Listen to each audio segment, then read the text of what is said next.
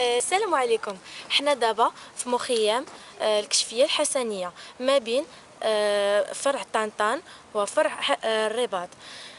خصنا نمشيو دابا نشوفوا واحد الاستجواب مع الافراد والقاده اللي كاينين في هذا المخيم. تفضلوا معايا.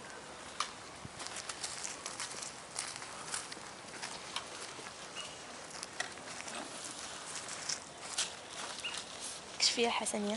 السلام عليكم. تحية كشفية للجميع. اشنو الراي ديالك في هذا الجو اللي في هذا المخيم؟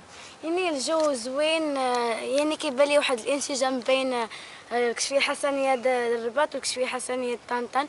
ويعني كان البارح زوين، واليوم عندنا شي حاجة غنديروا حاجة زوينة. يعني كلشي كان زوين. يعني كيبان لي بان المخيم يعني كنا مشوقين باش نجيو للمعمورة. ومن جينا يعني كيبان لي بان المعمورة يعني شي حاجة، يعني حنا كنا عيينا باش نجيو لهاد المعمورة. ومن جينا بان لينا بان فيها الخدمة وزوينة.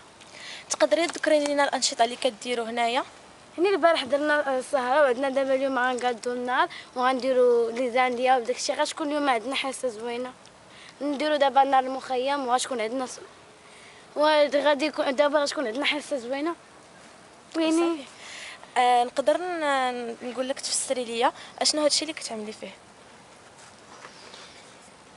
هادشي ديال لي زانديا، يعني كيديروا ميزان ديال هنايا. الأقمصة وهادو كيعلقوهم هنا. هادشي عندكم زوين بزاف. ودابا نمشيو نشوفوا الرأي ديال القائد او احد من الافراد في المخيم. باي.